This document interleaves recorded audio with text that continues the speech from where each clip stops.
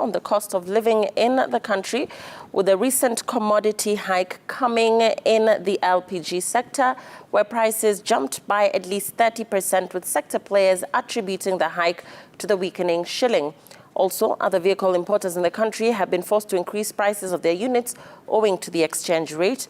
And as Faisal Ahmed reports, the weak shilling takes the blame for many sectors as the main contributor to the rise in the cost of living.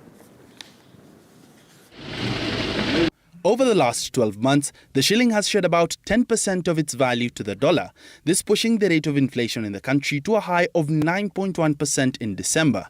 Kenya, being a net importer of products, relies on foreign currencies to make purchases, and this puts extra pressure on the reserves by the CBK.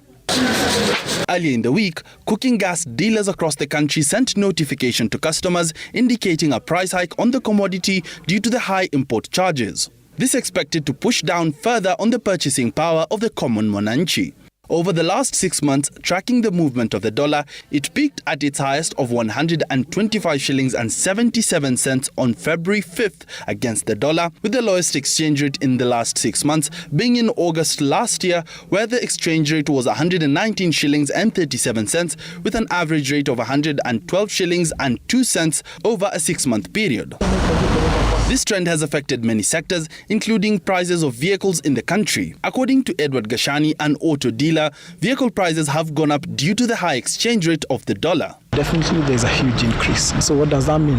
The price for the cars also go up. So that is what we're experiencing at the moment. The prices have really shot, not because that the prices on the Japan side or the other side have gone very high, but because of the exchange rate. The continued depreciation of the shilling is expected to push on the cost of living in the country, as the Kenyan economy is import dependent.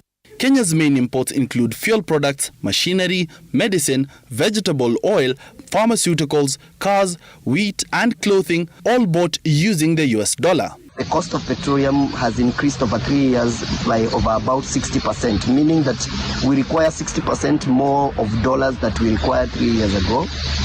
That's factor number one. Factor number two is that our exports now are significantly lower than our imports, meaning that we require more dollars to purchase out there than the dollars we are getting when we sell our export commodities such as tea, coffee, etc.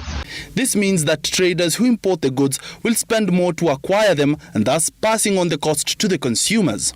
The dollar strengthening dramatically in 2022 is as a result of the US Fed Reserve increasing interest rates in an effort to counter increased inflation in the US. Faisal Ahmed, Citizen TV, Nairobi.